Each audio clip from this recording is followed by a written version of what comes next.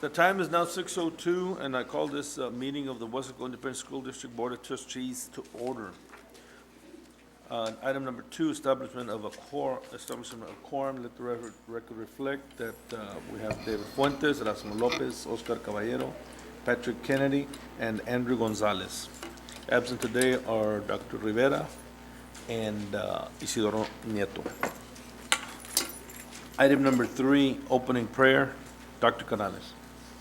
Okay, Mr. Robledo. Good afternoon. The invocation will be delivered by Central Middle School 7th grade language arts teacher, Rachel Ansaldúa.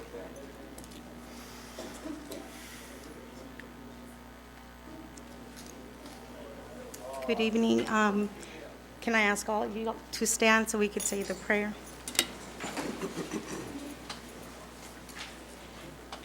Heavenly Father, we are gathered here tonight to thank you for all your goodness, to thank you for everything that you have done, for every single student, every employee, everyone in our Weslaco district. We also thank you for all the success, all the accomplishments of each and every student, employee of our district. We ask that you bless each and every one that will be recognized tonight for their accomplishment or success. We also want to thank you for the honor and privilege that you have allowed for us to meet our interim superintendent, Dr. Leo, and for everything that she did for our district while she was here. We also at this time thank you for our new superintendent, Dr. Canales, and that you may also guide and lead her. At this time, we also ask that you protect each and everyone that is here, that you watch over this board meeting, and that you guide it, Father, in your name. We ask that you give every single board member and any other person that will have a decision in tonight's meeting to give them wisdom, knowledge, and understanding. All this we ask in your precious name, Jesus. Amen. Amen. Thank you. Item number 4 is the Pledge of Allegiance, the Texas Pledge. Well, for tonight, we have 2 individuals from Central Middle School. We have Lauren Buttermer. She please stand, please. And she is the daughter of Daniel and Courtney Buttermer. She is an 8th grade student at Central Middle School. Lauren is a member of the National Junior Honor Society, co-captain of the Central Middle School cheerleading squad. She has had superior honor rolls since the 1st grade. Lauren plans to graduate in the top 10 from Weslaco High School. After graduating, Lauren plans to attend UT Austin and get a degree in business. Her parents are here. Can they please stand and be recognized?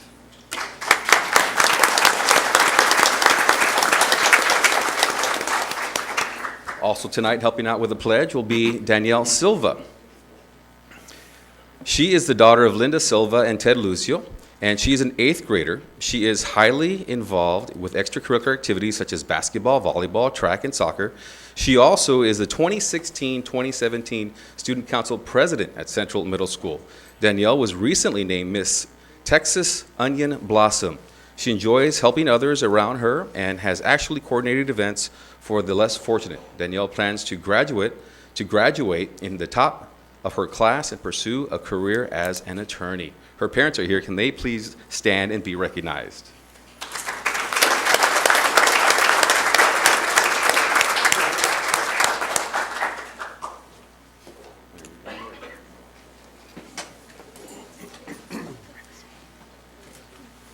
I pledge allegiance to the flag of the United States of America and to the republic for which it stands, one nation, under God, indivisible, with liberty and justice for all.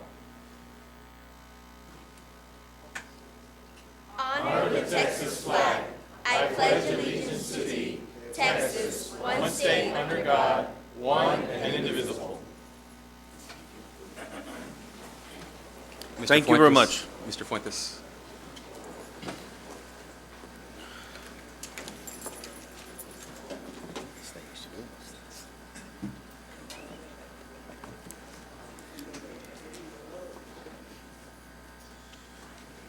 Let the record reflect that Dr. Rivera joined the meeting at 6:07.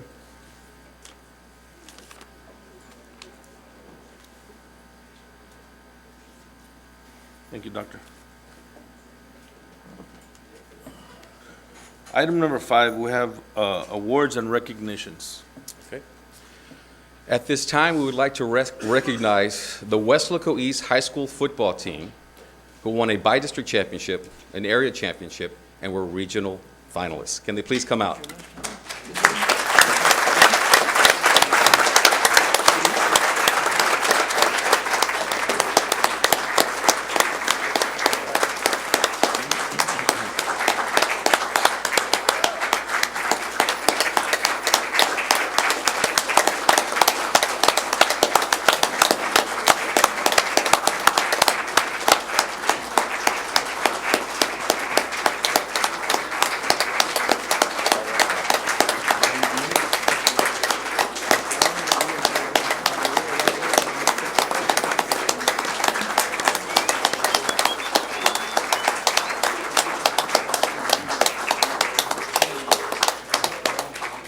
Looks like they all decided to show up. That's just great.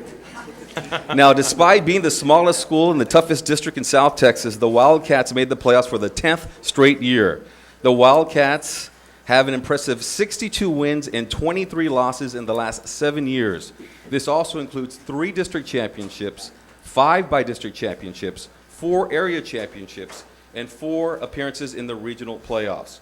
Weslaco East High School gets it all done on the field, producing all-state players, and in the classroom as well with 22 all-state players. Team members are, and if you'd like to wave when I say your name, please. Robert Alanis,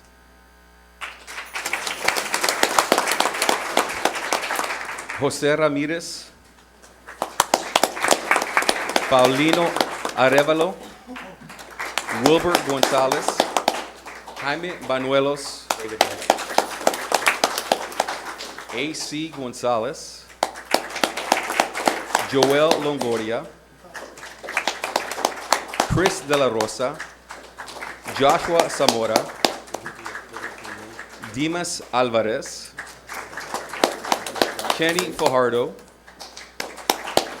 Mike Gonzalez, Jeremy Burnias, Gerald Garza,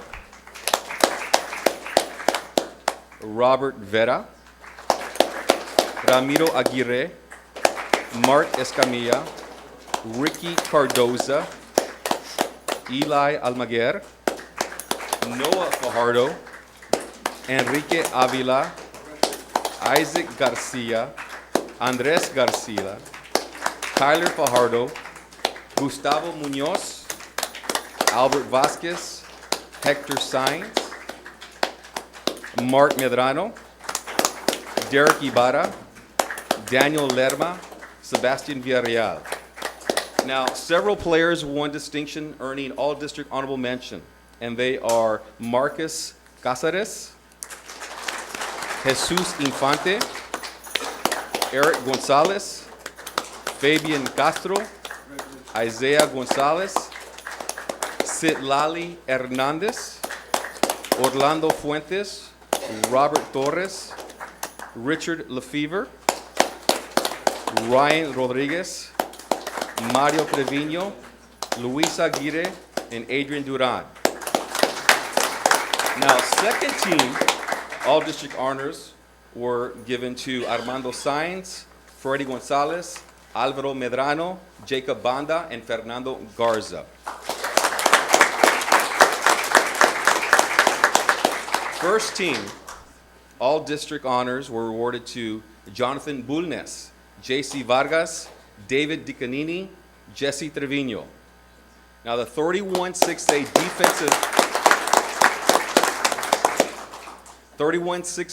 defensive newcomer of the year is Freddy Cardenas. Is he here? Is Freddy here? Okay. And the 31-6A offensive player of the year is team captain Roy Pedraza.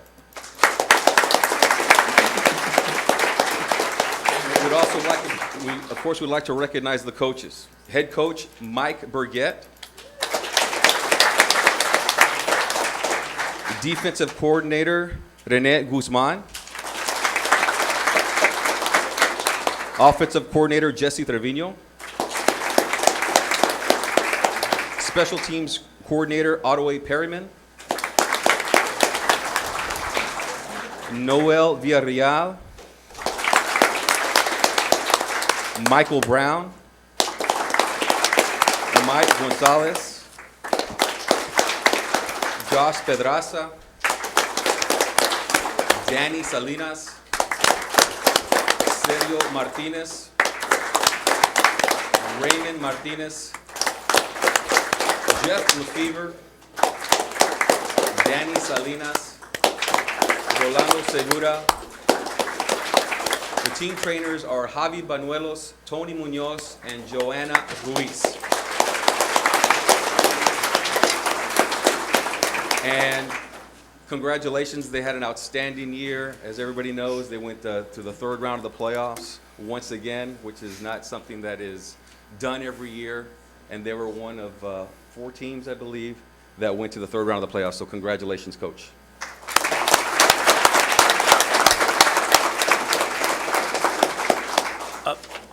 Gentlemen, there are really not enough words to show you how proud we all of each and every one of you guys. Y'all did above and beyond.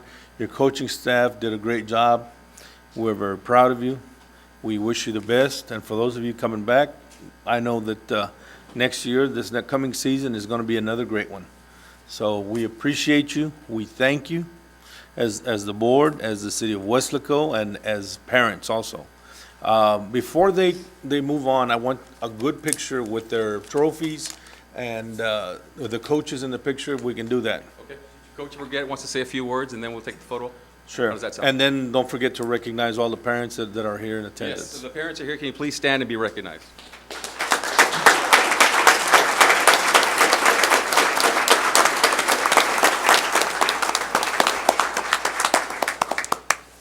You know, us coaches and players would like to thank Dr. Leo for attending the games, Dr. Canales for attending games, the board that we always look up and we see you guys there supporting us. You know, coming into the year, we know that, and I said this many times on my interviews, these seniors did not win very many games at the junior high level, so they knew they had to come in and work. They knew the tradition at Weslaco East was 9 straight playoffs. They didn't want to disappoint WISD. Not only that, they knew that Weslaco East had been 3 deep 3 out of the last 6 years. They wanted to make it 4. So I'm very proud of these guys. We want to thank the support of the parents, the board, the superintendent, and especially Dr. Cantu and Big O. Big O's always there. Big O's always gets us what we need. So I know the players always, when they see him, they thank him. But we want to thank you guys, and these guys are young. We're a very young team. We will be back. East is here to be for a while. So again, thank you, and East Side, Strong Side. All right.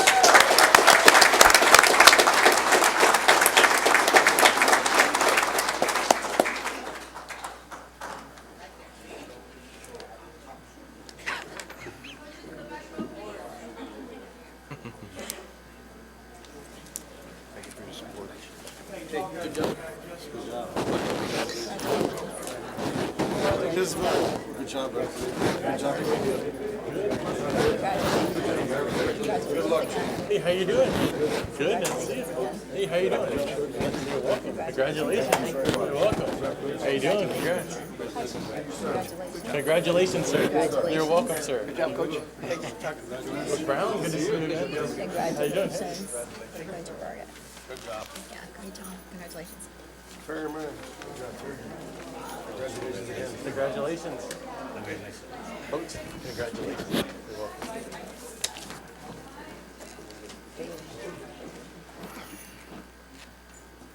Photobomb it. Photobomb it. One more, guys. Float to one. Float to one. There you go.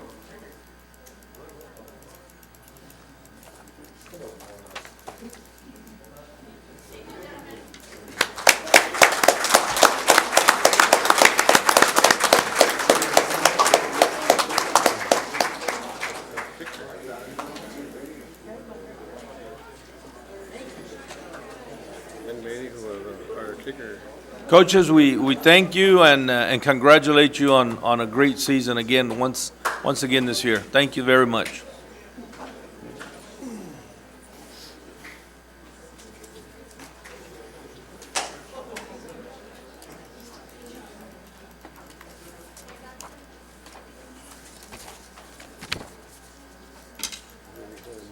Carlos, is there one more? Yes, we have a proclamation.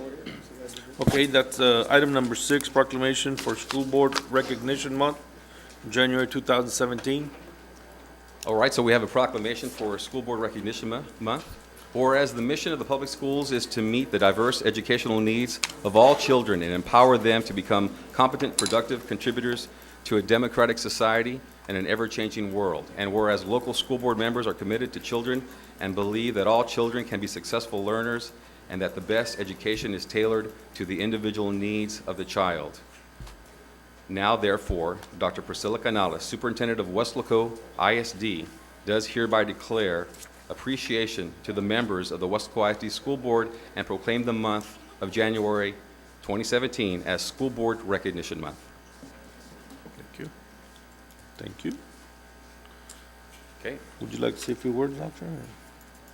Just, we thank our Board of Trustees on behalf of all staff members in the community of Weslaco ISD for their work and look forward to January and us honoring each of you for your commitment to our students, our staff, and everyone in the school district. Okay. Now I have one more announcement. Mr. Fuentes, we understand that this is going to be your last meeting. So we would like to recognize you for your service to the community. So we put together a short video that we'd like to play right now.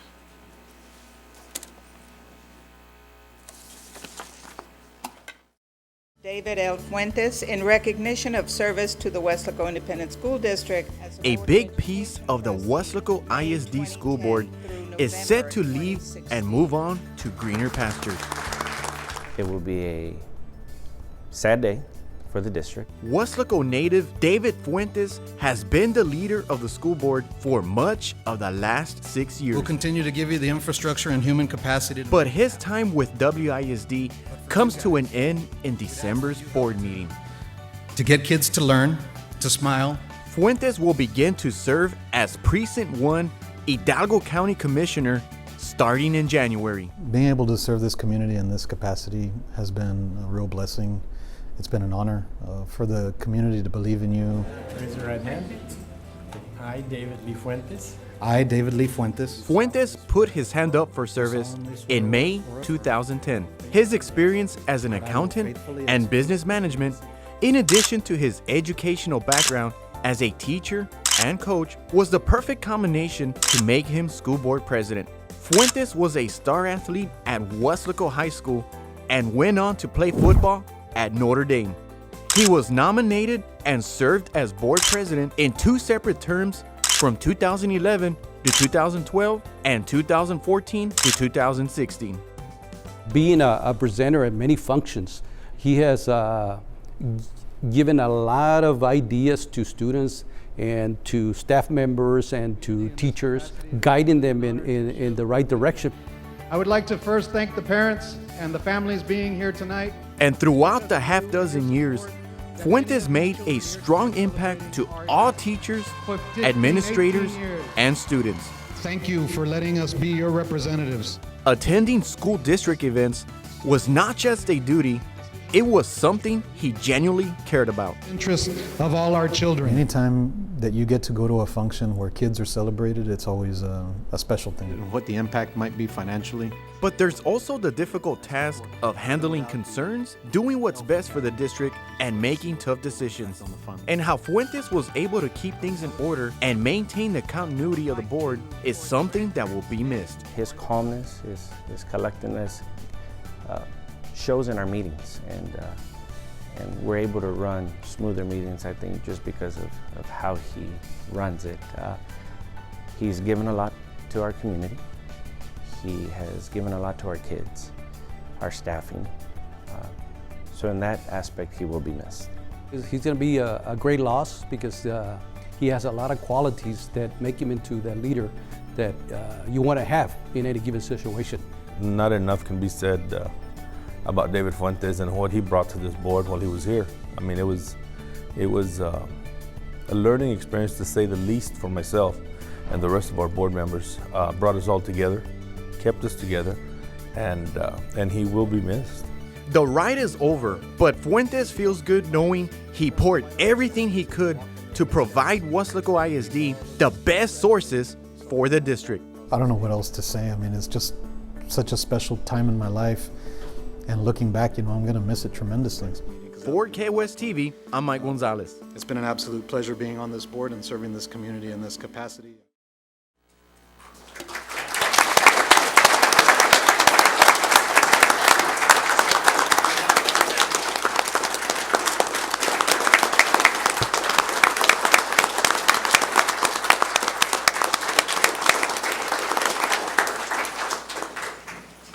You know, David,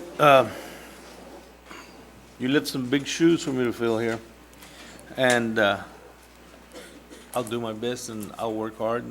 And I know that we became friends through this board. That's where we met. And that being said, I know that I will be able to call you from time to time, and I will. And you know, your new position going in as commissioner for Precinct 1, which is our precinct here, you'll be able to help us and work together with us for the betterment of our kids and the school district and all the citizens of not only Weslaco but the whole precinct. And we want to thank you. We will have some a little service for them, a little brunch or some snacks outside after this meeting. And we want to invite the whole public that's here today to stick around for a little bit. We will make the executive meeting as quick as we can so we can go outside and join you all. We had the option of stopping the meeting, but we figured we wanted to be out there with you all too. So that being said, I will allow David to say a few words if you wish.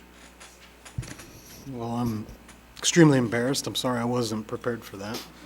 I thought I had a whole meeting to prepare notes and a thank you speech and everything else.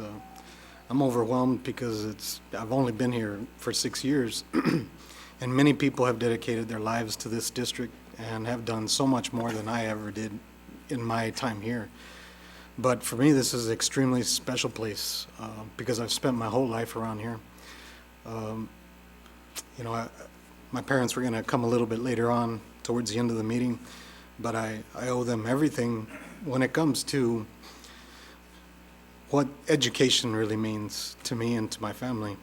Just like many of you that are educators, this place holds a very special place in your heart. So it's no different for me, even though I haven't spent as many years as many of you here. It has been a tremendous honor to be up here at this table making decisions on your behalf. It has been my pleasure to serve, and it's been a true honor to serve this community in this capacity. I will remain in heart and spirit here. Yes, you will. I'll be here for whatever you guys need, and hopefully I'll be able to improve some things with you guys along the way. I know that I'll be coming by and visiting, and hopefully we'll be able to work together on certain things as we move forward. But just at this time, thank you to all the staff, the administration, my mentors when I was a teacher, the staff at the schools when I was there, my superintendent and principal when I was in school. He was never paddled. No, Davila was big back then too. You know, he had a big paddle in his office back when they did those things. I can't thank all of you enough for my experiences here and for teaching me and guiding me along the way. It has been, like I mentioned numerous times, it's been an absolute pleasure and honor to be here with you guys. And I will miss you. So thank you for being a part of my extended family. God bless each and every one of you and continue the good work that you do here at the school district. Thank you.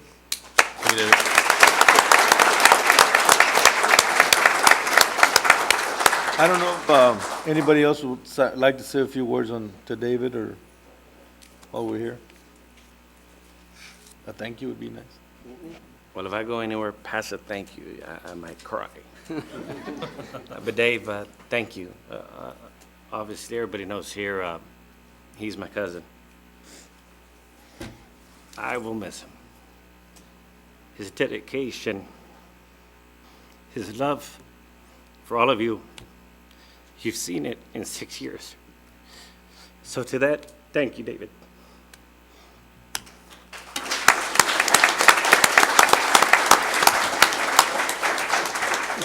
I just want to thank you, David, for, I know we've been friends for a couple of years, and you've basically helped me out with anything that I needed to know about school board business. You know, there's a lot of stuff that I wasn't aware of how it worked or what, and you were able to help me out, and I really appreciate it. And I just want to wish you the best at the Precinct 1, and we're still around here. All right, good luck.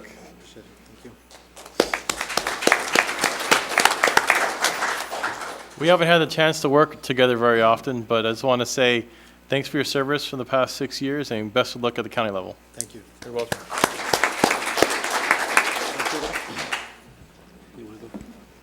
David, just best of luck in the county, and I know that you will excel there with the county, and we're all together, school district, the city, and the county. I want to wish you the best. Thank you, sir.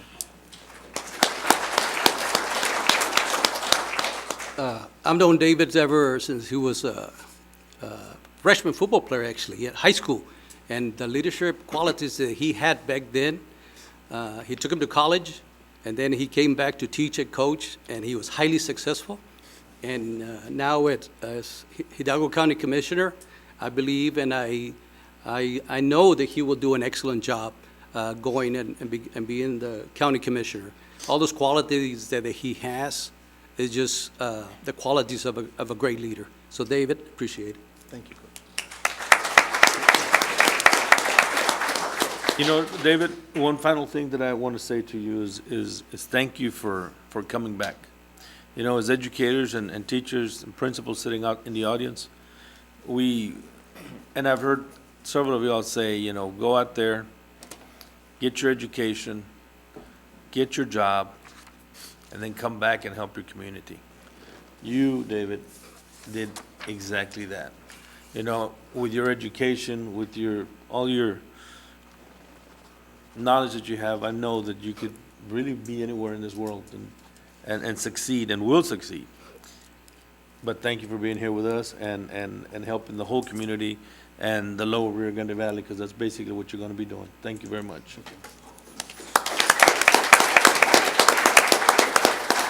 Before I move on, I need to make a comment for housekeeping. Isidoro Nieto joined the meeting at 6:13. Now we'll move on to item number 7, public comments. We have one lady by the name of Jessica Perez. Before you start talking, I'm going to have to read something to you, okay? But come on up. Okay. You're to address matters that concern the school district. You are not to attack any district employee or board member. We will not tolerate any disruptive behavior by any member of the audience. If you do not abide, you will be directed to cease and leave the meeting. Before you start, I need your name and your address. My name is Jessica Perez, and my address is 610 San Benito, Weslaco, Texas. Okay, did you understand what I just read you as Yes, far as sir. the no name calling? Yes, No sir. names, okay, thank you. You have 5 minutes. Okay. I just wanted to bring a couple of concerns, concerns for myself. On November 2nd, I went to central office and requested information, public information regarding POs, meal checks, signature sheets for the band for this year, starting at the beginning of the year to current. They told me that I would get them within 10 business days, which would put it at November 17th. November 18th, I received a letter from them stating that they would need additional time to get the information together, and they were giving themselves until November 28th. I called them November 28th to check the status on this information. They put me on hold, and then I called back in the afternoon, and they stated that they would be meeting with Ms. Morales on the 30th to request the information. They did meet with Ms. Morales on the 30th. I called them on December 2nd to check the status to see when I would be getting the information, and they told me that they were working on it. They still had not gotten the information for me. That was November 30th, December 2nd. I called again December 5th, which was on Monday. They put me on hold. They told me they would be right back. The young lady I spoke to came back. She stated that the person that she needed to get a hold of still had not gotten the information for her, but that she would call me back in the afternoon. I did not get a phone call that afternoon either. To this day, I've called twice. Both times she's been out to lunch. I have not had an opportunity to call her again after that. I only called her once. And I still have not received any public information that I've requested from them. It's already going on 30 business days, not including holidays. So I'm just wondering, what my next step is to be able to get the information that I requested. My issue is that there are several days that I feel that he did not provide meals appropriately to our children. Particularly, we had a double. Mr. President, I think the concerns that are being raised can be addressed administratively. And so one of the issues with the public comments is if a comment is really something that should be directed to go through the process that we have in policy for addressing, that's the route it should be directed to go to. And so I'd recommend that you just have the administration visit with Ms. Perez to discuss what that procedure would be and move on. Otherwise, it's potentially something that you all might visit in the future, and so it wouldn't be appropriate for a public comment. Okay. Dr. Canales, can you make a note of this lady's information so that you can follow up with her, or have one of your cabinet follow up with her and make sure that we address her concerns? Yes, we will. I'll get your name, and I'll also ask if Mr. Salinas can follow you out and get your number so that we can follow up with you. Okay. Okay? Thank you. Thank you. Thank you. Thank you.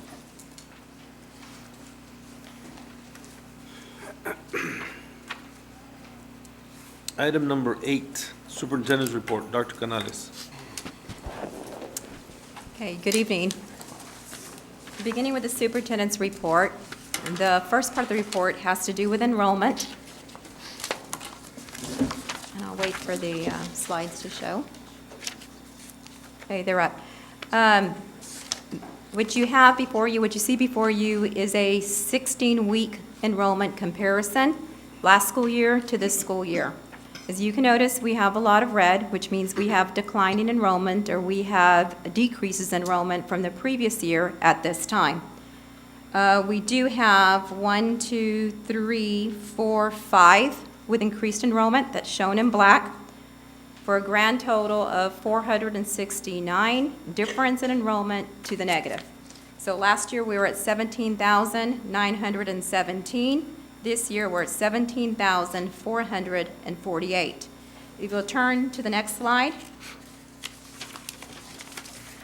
On that enrollment comparison slide, we do indicate the difference. The red again is the decrease by elementary, middle, high, alternative, and the Elf Academy. So elementary schools as a total, we're down 332 students, middle schools 65 students, high schools 57 students, alternative 3, for a total of 457, plus the 12 decrease for the Elf Academy for 469. Staff and our principals who are in the audience have been working on following up a list of no-shows, and with parents who have withdrawn their students to find out the reasons why. That's the first step that has been taken, so that we can look for patterns and use that information to guide future planning. In addition to that, a committee had already existed when I arrived here on December 1st, taking a look at how Cabinet can work with principals and others on marketing and showcasing the great things about Weslaco ISD. So that concludes the enrollment report. Can you let us know where these kids went? Yes. So what school districts or idea or where? We can, we're looking at that information, not only where they're Just let- going, just let the but board why. know. Okay, we can do that, sir. Does the committee have resources? Do they need personnel? This is very not alarming, but it's something that we do need to work on harder. Do we need more resources, more personnel, more information? What can we do as a board to help you and your staff to Increase enrollment. increase our enrollment? Okay, so one of the things, once we look at the patterns, and we'll be looking at needs, again, when we're also meeting with Cabinet on the marketing area, we'll be bringing forth things and updating you Okay. on what may be needed. Okay, please do so. That way we can either turn this trend around, stop it, or help the district with the enrollment. Does anybody else have any comments on this? I guess, just for the record, I think our our budget is based on how many students? Andres? Mr. Sanchez? Caballero, the budget is based on 16,188. 16,188. 88, yeah. Okay. All right, so we're still in budget then.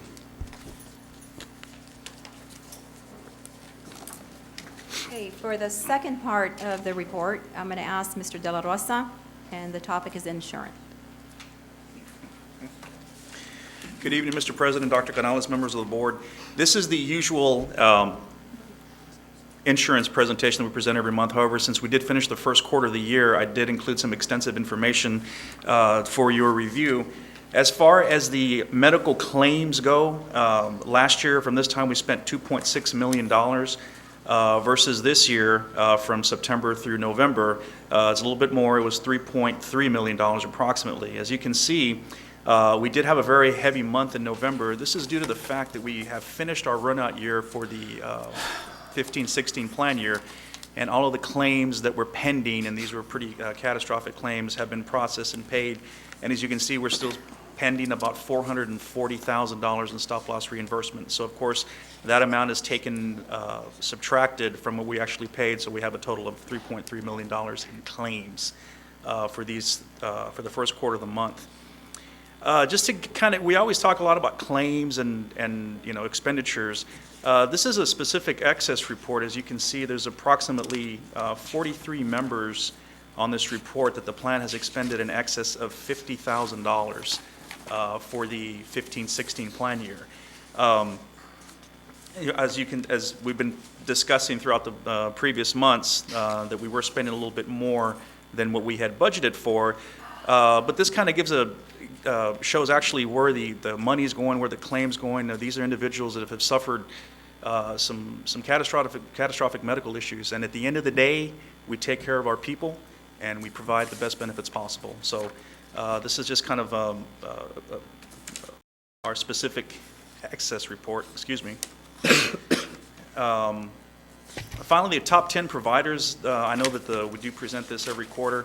So as you can see, the top 10 individual medical providers are listed on the top, and then of course the top hospital facilities are provided and how much we spent so far this year as well. One of the things that's caught my eye is our enrollment. So as you can tell, at the end of the first quarter of last year, we had approximately 3,198 members. These are not only employees, but these are also our covered dependents that are on the plan. This year, we have exactly 3,406 members to the plan. That's an additional 208 lives added to the plan that we didn't have this time last year. One of the reasons for this is that I know that in the past, comments have been made to me about, well, dependent rates are expensive. I'm sure you've had comments of that as well. But with the trend in the market that's going on right now, as far as the Affordable Care Act, you see a lot of private insurers and a lot of other groups that are increasing their premiums significantly for the coming plan years. So now our plan is more attractive, and we're getting calls every day from members getting onto our plan or putting their dependents on our plan. As far as prescription drugs, we're pretty much trending here as where we should be. Last year at this time, we spent $716,000 approximately. versus this year $824,000. That's a difference of approximately $109,000 for the quarter. So as you can see by the bar graph, the trend is pretty much, we know where we're at. We're not expecting any increases to this. This should stay fluid as long as prices don't increase or continue to increase for prescription medication. This is an example, the next slide, of some of the most commonly prescribed medications and their cost. So as you can see, these are a lot of the high dollar amounts that you see reported, these high dollar drugs that you see that are advertised on television, and I always mention that, that they're pretty expensive. So as you can see here, this is what the district would pay for a 30-day supply, and then of course what the member's responsibility is. So for example, somebody taking Victoza, their total copay would be $60. What the district pays is $2,500 for that drug. So we do have a very rich pharmacy benefit plan. We do try to monitor it and manage it properly, and we do have checks in place if someone were to go with a prescription, say for Victoza, they're not going to give them that drug right away because there are several other drugs that are less expensive that need to be tried first before a high-dollar drug like this can be dispensed. These are our admin fees that we pay. These are the administrative fees that we pay for to run the plan. As you can see, the administrative fee, what we pay Freitas benefit administrators to administer our plan, COBRA admin fee, specific stop-loss premium, aggregate stop-loss premium, utilization review, which is case management. People that need to have surgeries call this number and their cases are managed. PPO access fee, that's the fee that we pay to access the providers at our PPO level. Of course, you know that we negotiate our own EPO costs or preferred provider. So the administrative fee, COBRA admin fee, and the utilization review fee have not changed since the contract was awarded to Freitas going on 2 years ago. However, we have seen increases in our specific stop-loss fees. Of course, that's our stop-loss that we pay. We insure each killing up to $100,000. That slide that I showed you, as you can tell, we've had some pretty high-dollar claims, so this premium has gone up over the last 2 years. Mike, the 9726, is that per person on the plan? That's per employee, yes. Per employee. So our fees are to freights is 9726 per employee? The fee to Freitas is $26.50 per employee. We pay Freitas the entire amount, and then they divvy out the payments to the stop-loss carrier and to the utilization review company and the PPO network. Some of the things that we've done to enhance benefits, of course, the board just approved the Texas free market surgery. This has been, our employees have been advised, and there are already several individuals that are in the process of getting surgery at this facility. Also, we have signed a direct agreement with Valley Baptist Medical Center at the PPO level, and we are working on a few other things also to enhance benefits and contain costs, and we'll be bringing those ideas to the board later on in the year. As far as the self-funded health insurance self-funded workers' compensation program, this is the same slide that we present every month. This year we've had 33 claims versus 35, and we've incurred approximately $121,000 through November versus last year of $98,000 approximate. Total amount paid in the month of November for all the plan years is $36,568 versus last year at this time, $88,980. We have approximately $367,000 in reserves. And that is my report.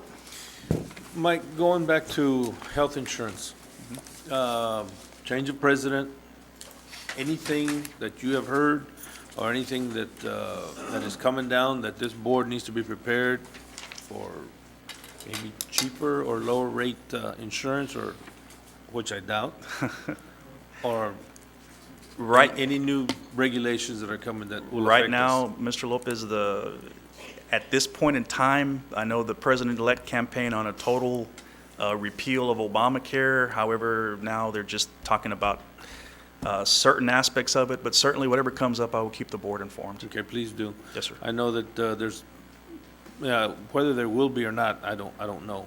But if there is, the longest lead time they can give us to prepare financially would be good. Yes, sir. Thank you. Thank you.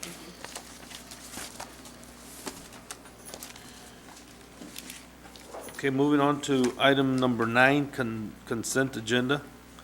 And I'll start on my left. David? None. Dr. Rivera? None. Isidoro? None. Dr. Okay. Oscar? None. Andrew? None. And Patrick? No. Okay. I believe our superintendent has one item she wants to pull. Yes, after talking with staff, we'd like to pull, and it's number 9, approval to amend the interlocal agreement and MOU between Hidalgo County Juvenile Board and WISD. We need some more time to work on that one. Okay, do we need to make a motion on that item? Any motion to approve the consent would be excluding item number 9. Right. I move to approve the consent excluding item number 9. Second. Okay, we have a motion by Patrick and a second by Andrew. Any discussion? There being none, all those in favor of approving the agenda, the consent agenda, please signify by saying aye. Aye. Opposed, say no. Motion passes. Item number 10. Into discussion items, we will go to item number 16, interim financial report for the month of November 2016. Mr. Sanchez will present on that.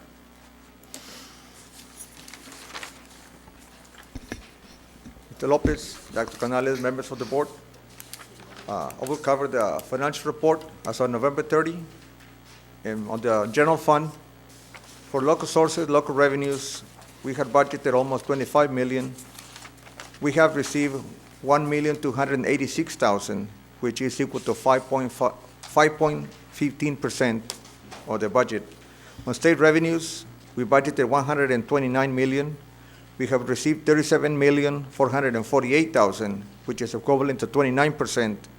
And on federal revenues, we budgeted $14.7 million.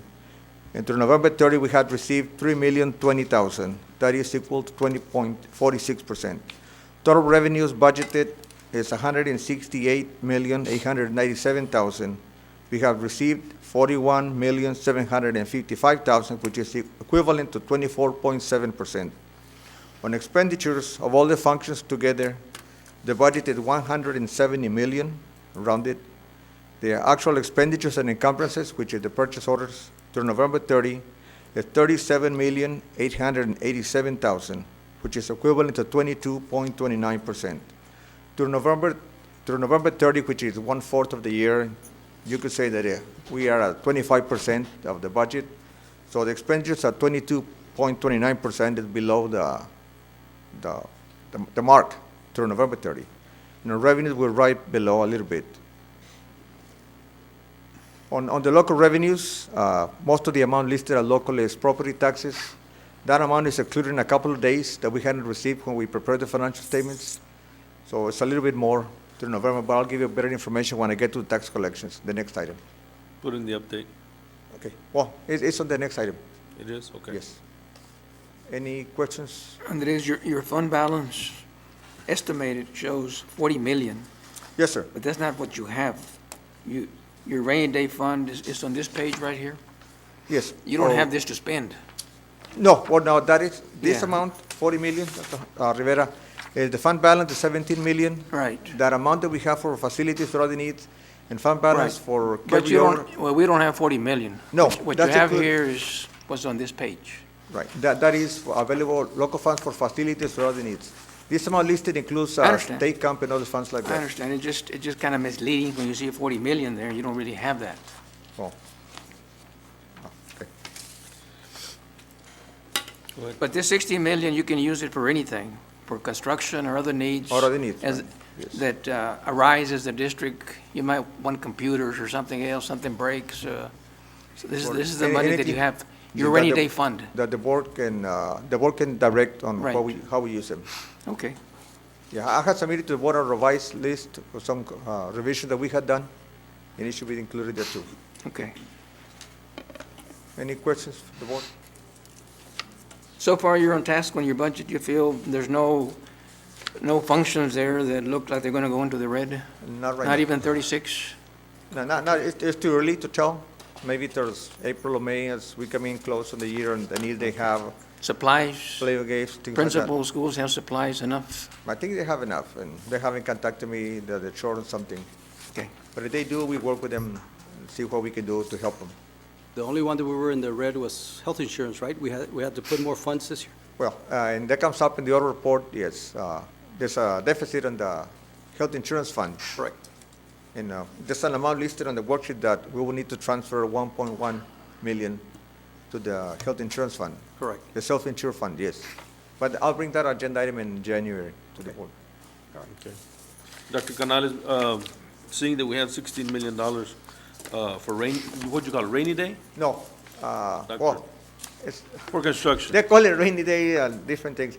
It's for, we call it fund balance assigned for facilities or other needs. There's also the unassigned and designated fund balance that we've been Unassigned. raising to 17 million right now. So in simple words, we have 14 million to spend Right. on facilities or other needs that the Yes, district uh-huh. has. Yeah, besides the 17 million that we don't Besides touch. what you already have here on this list. Right, yes. Okay.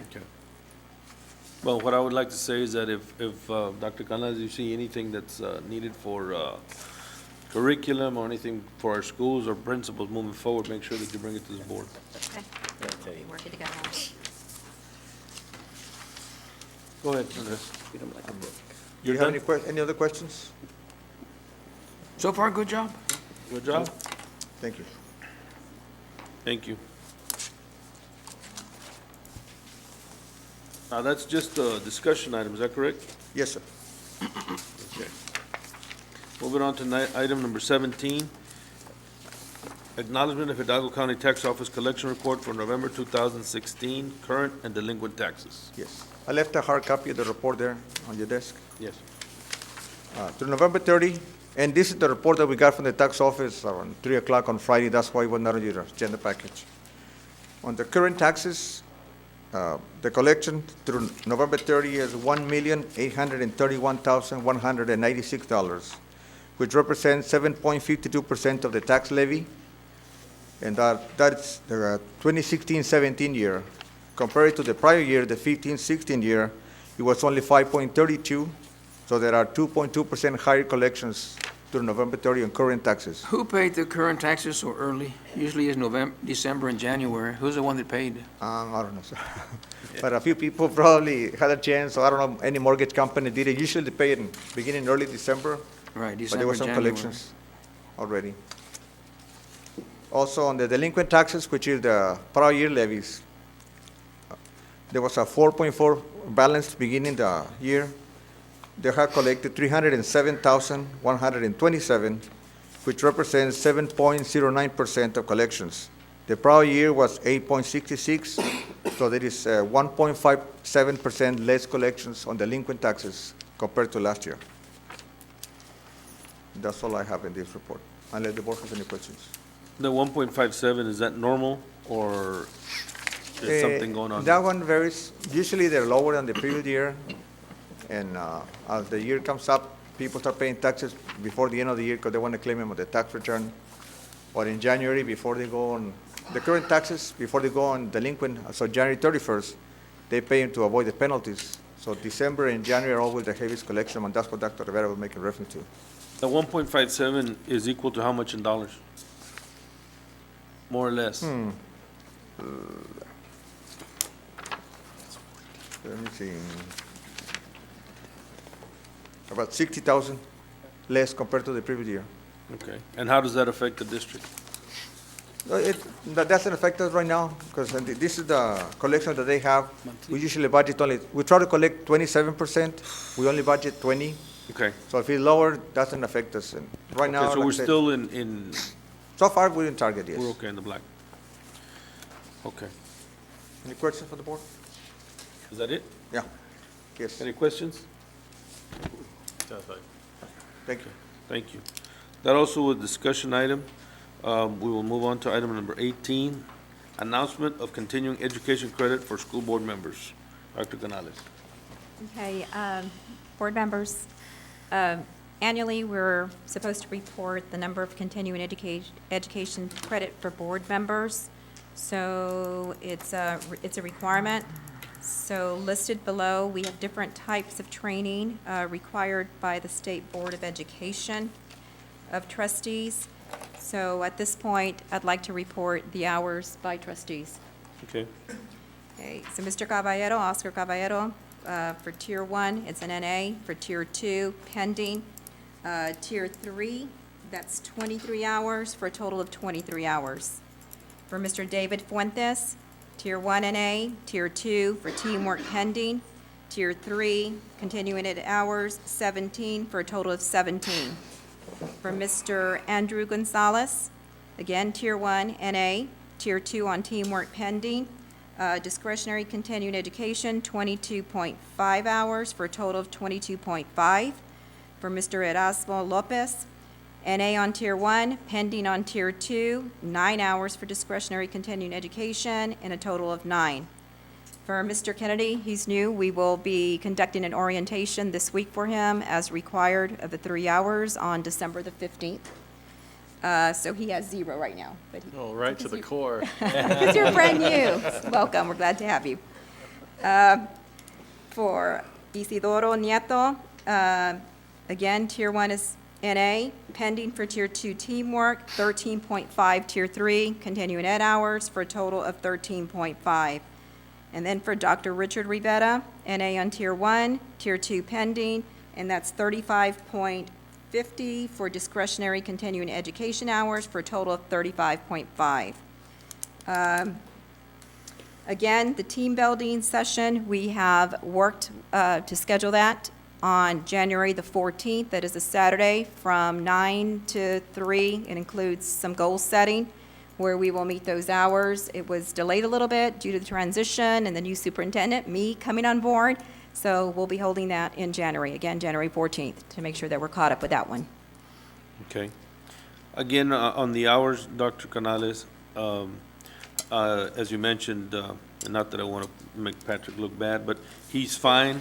He just started, so, you know, he has no hours. Now, I'm reading the note here that, that every, first-year board members must complete 10 hours of continuing education. So we're all, the ones that are first-year board members, there's none other than Patrick, but he's brand new.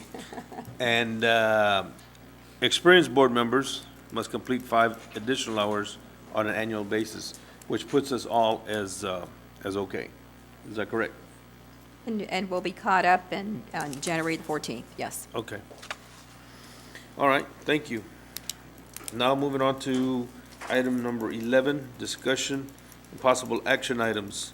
Number 19, discussion and possible action to approve the revision to policy DAEB local compensation plan, wage and hour laws. Dr. Canales. Okay, we have Ms. Segura to present on that one.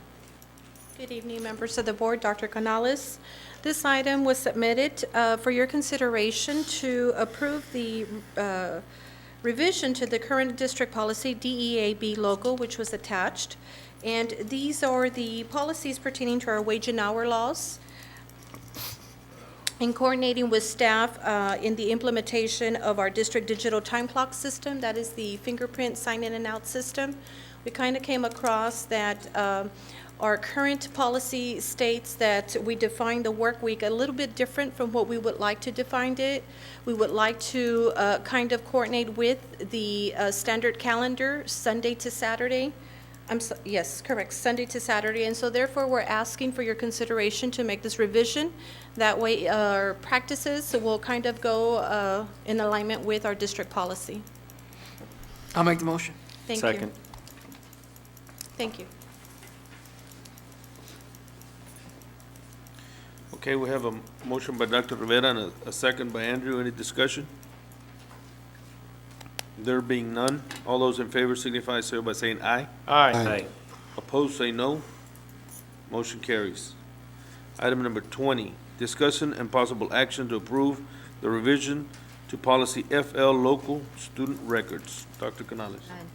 Mr. Garcia will be presenting on that one.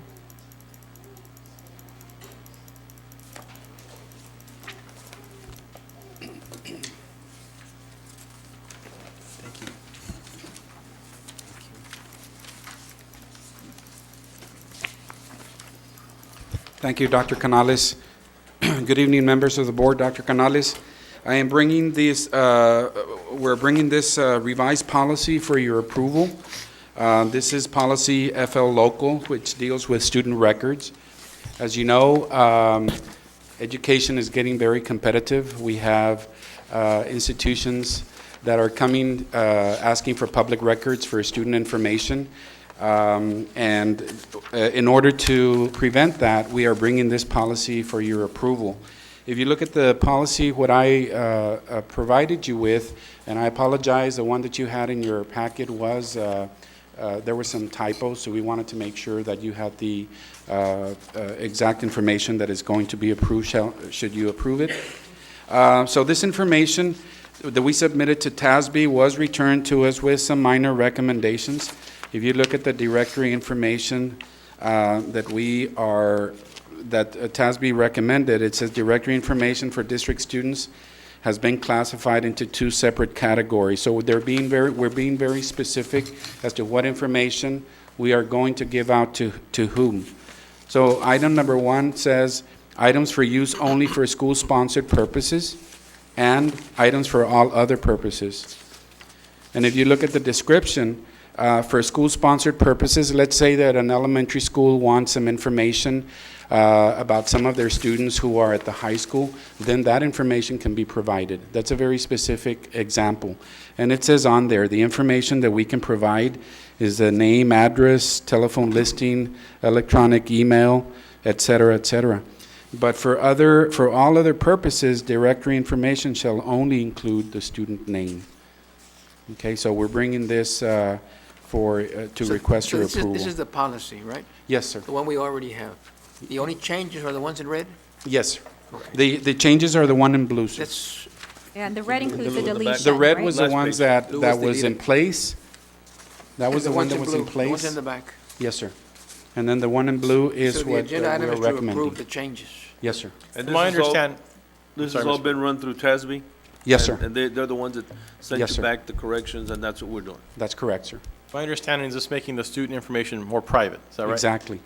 I'll move to approve the changes. Second. Thank you. Any questions?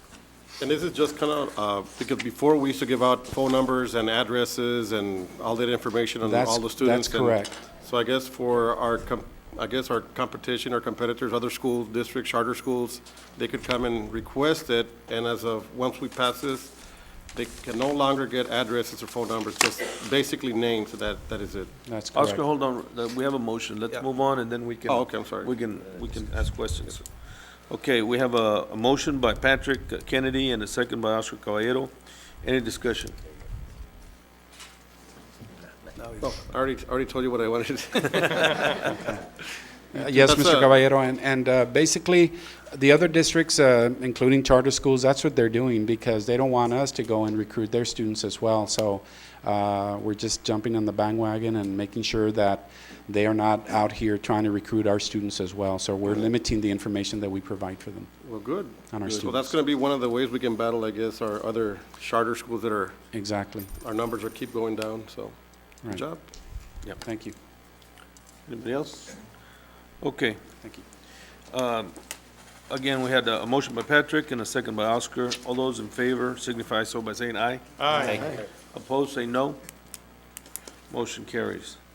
Item number 21, discussion and possible action to rescind the action taken by the board on November 14, 2016 of the purchase of interactive panels for implementation of curriculum in all district four-year-old classrooms. Dr. Canales. Mr. Sanchez. Yes. Mr. Lopez, Dr. Canales, members of the board. In November, we brought to the board an agenda item to approve the interactive panel that we wanted to use with that 3-year-old program.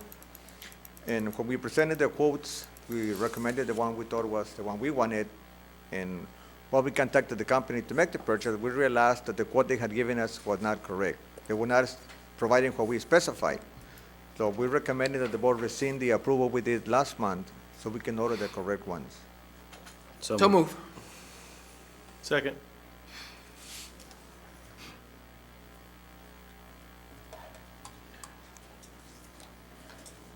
Okay, we have a motion by Dr. Rivera and a second by Patrick.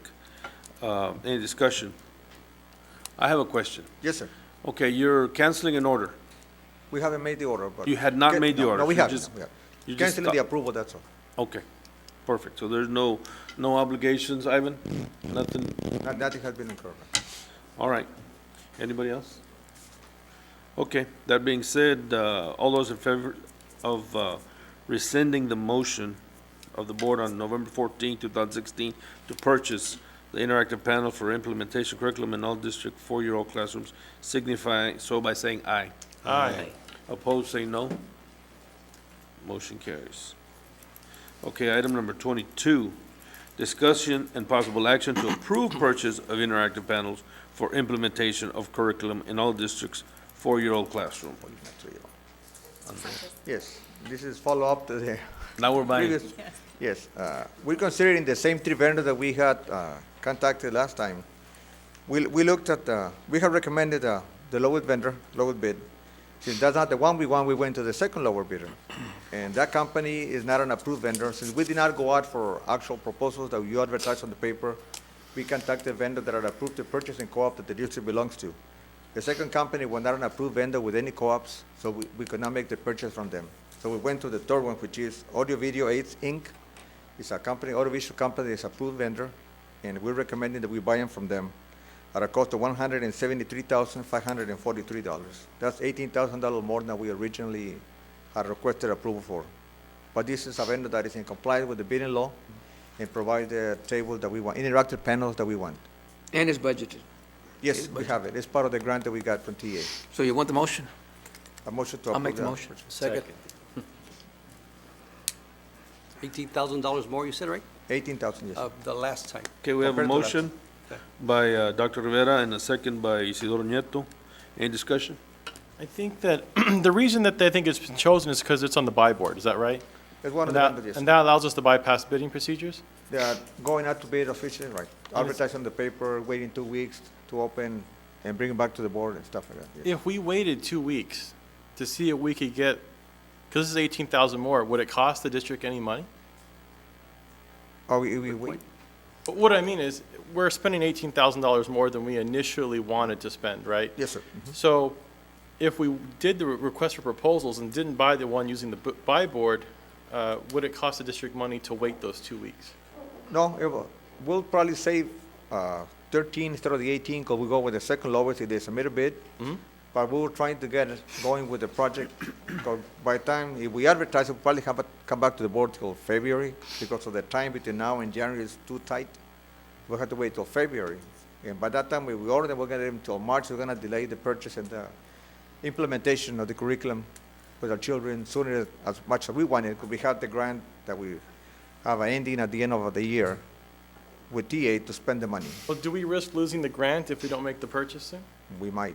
Right now, the grant ends at the end of the year. The second year of the grant already. The end of this year?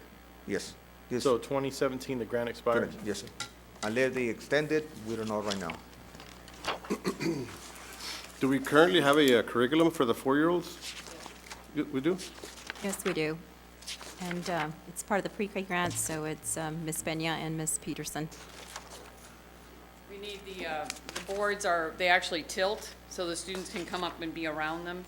And part of the curriculum is the use time, and that's when we get the best results, and there's a lot of pre-reading and early literacy skills, so we really need the equipment in the classrooms as soon as possible. Okay. This is for pre-K, is that correct? Pre-K. This is for pre-K, all four-year-olds that we have in the district, part of our pre-K grant for higher quality curriculum. And that's bringing in the blended learning for our students, that using curriculum in the class, technology in the classroom. Is this like a curriculum, is it like for a half a day, or is it a full day, or are we thinking about going to a full day? Well, this has nothing to do with that. This is just in addition to what they already have.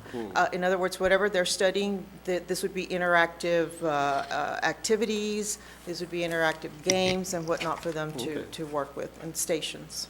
Andres, I think just moving forward, to touch a little bit on Patrick. Yes, sir. I understand the convenience of buy board, but maybe if you go it out to get the proposal, we would have been here 13,000 less, whatever it was, but obviously we're in a lot of need. I hear what you're trying to say, but along with Dr. Rivera and Mr. Nieto, I think we should go ahead and proceed at the higher cost of the 18,000 so we can get it. And just moving forward, Andres, you got to go to bid so you can make sure these guys are on our vendors list.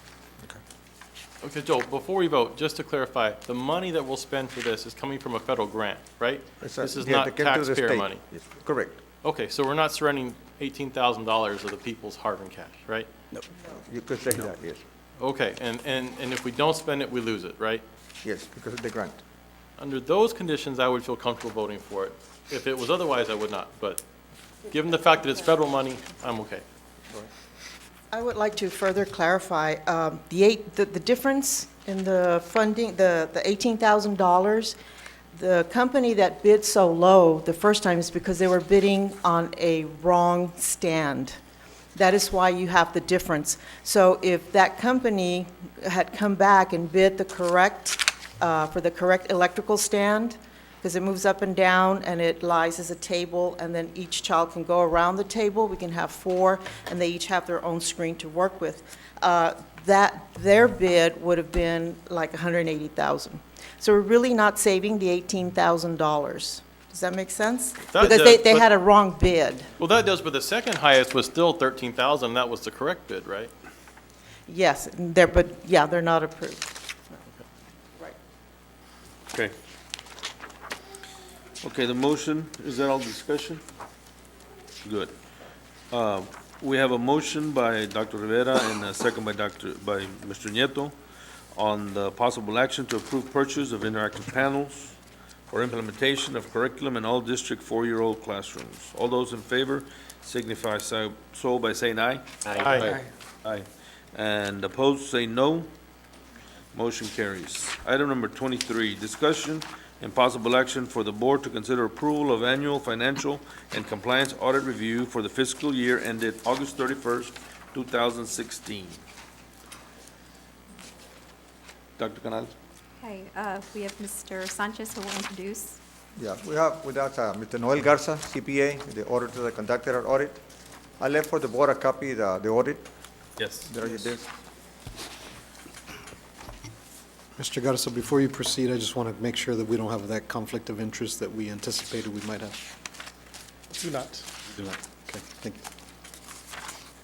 Good evening, Mr. President, members of the board, Dr. Canales.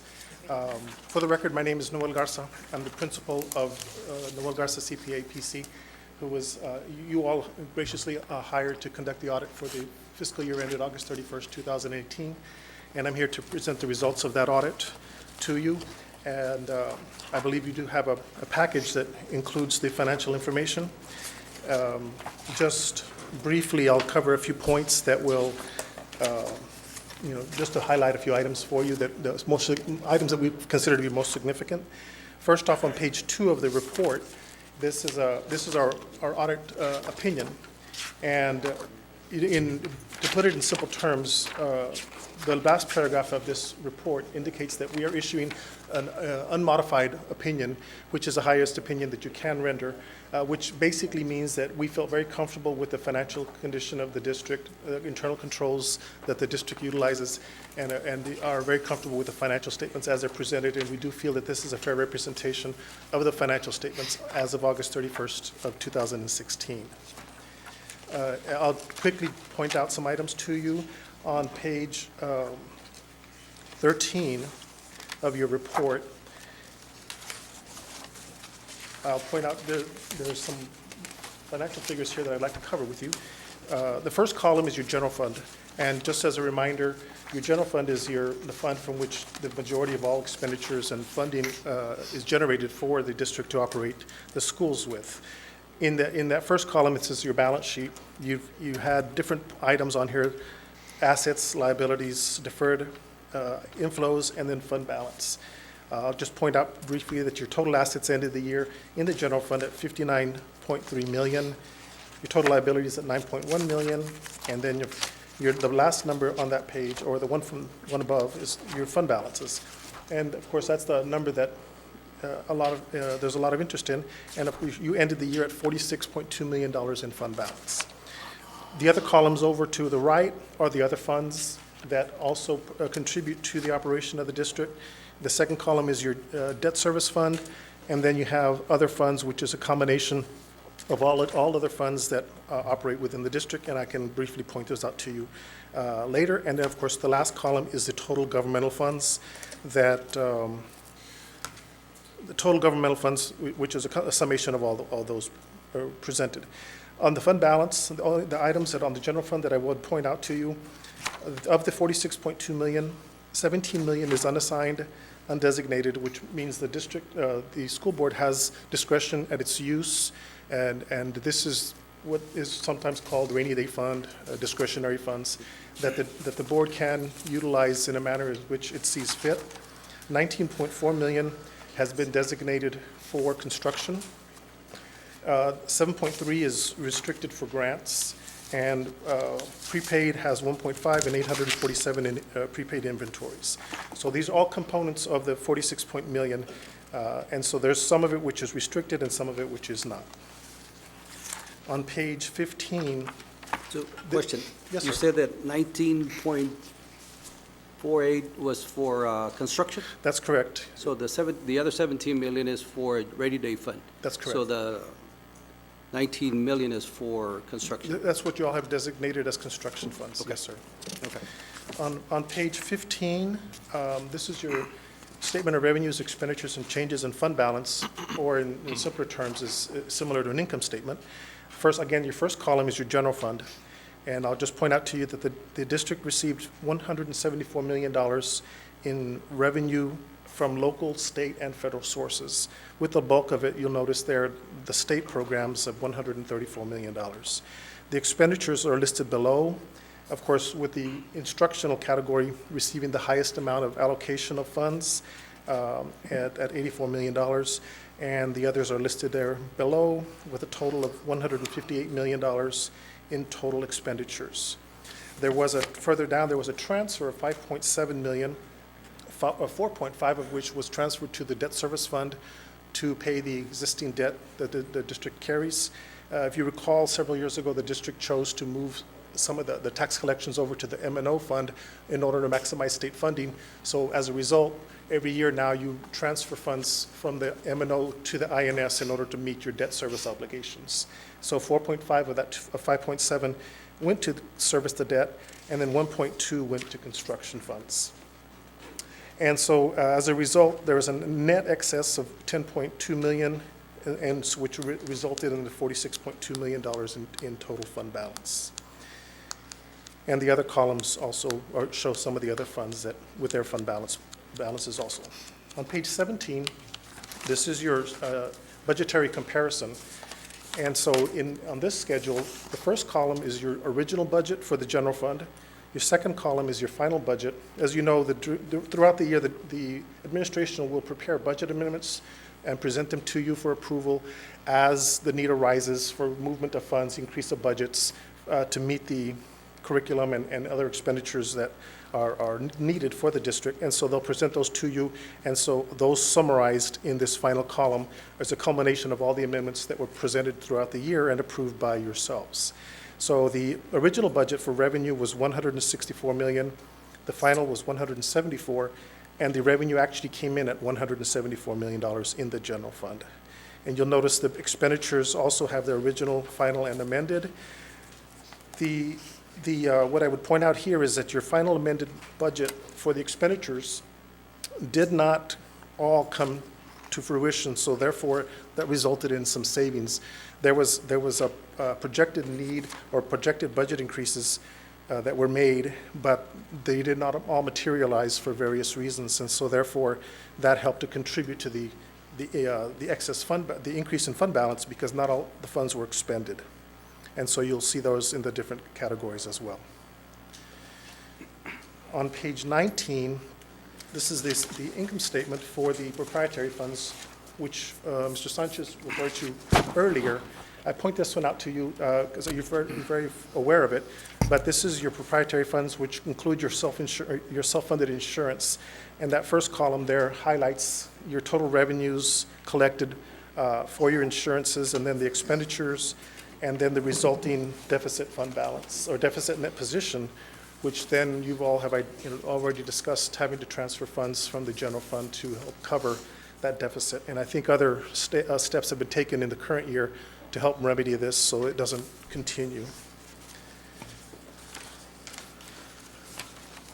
Beyond those schedules are the notes to the financial statements, and then thereafter are some of the supplementary schedules that include the individual funds. All the special revenue funds are listed, as well as construction funds, their balance sheets and income statements. Towards the back of the report, there are two other opinion letters that we present to you all. The first on page 69 is our report on compliance, or a report on internal controls in accordance with government auditing standards. Here, we're reviewing, as part of the audit, we review internal controls for procedures to ensure adherence to what has been determined to be appropriate internal controls. And in testing, we did not identify any deficiencies that would have been required to be disclosed here. And so we have no deficiencies to report on internal controls. The page 71 is our report on compliance with major federal programs. Each year, we're required to to audit several of the federal programs to ensure compliance with the requirements of those federal programs. And this year, we tested the Title I Part A and Title I Part C. Part C is your migrant program. And in this report, the second from the bottom paragraph, we make a notation that we do feel that the Weslaco Independent School District did comply with the requirements of the major programs for this year. And we did not find any items that warranted disclosure or any deficiencies that needed to be reported. And so we were very comfortable with the procedures that were being utilized. Again, those are Title I Part A and Title I Part C. And just to summarize it, on page 75 and 76, I wanted to highlight to you some of the federal grants. Mr. Kennedy mentioned federal monies earlier. This is a list of all the federal grants that the district has been able to utilize to help educate the children. And so this is funding that is diverted to the federal government and it doesn't burden your local taxpayers. So in total, there was $29.3 million that the district was able to capitalize on and help educate the children.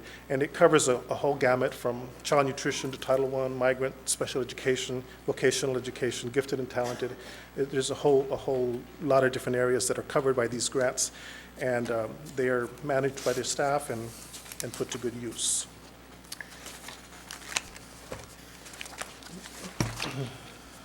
We did issue a separate management letter, which we've discussed with administration. There was a couple of items that we brought to their attention that they weren't items that were so severe that warranted finding in the report, but they were items that we felt there was a little room for improvement.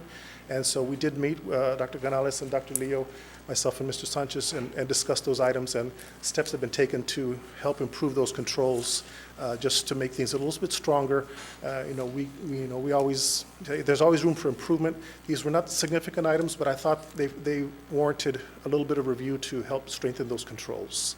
And they do have those, and I believe they may have those copies already available for you if you didn't receive them. And Dr. Canales, you'll follow up on those two recommendations?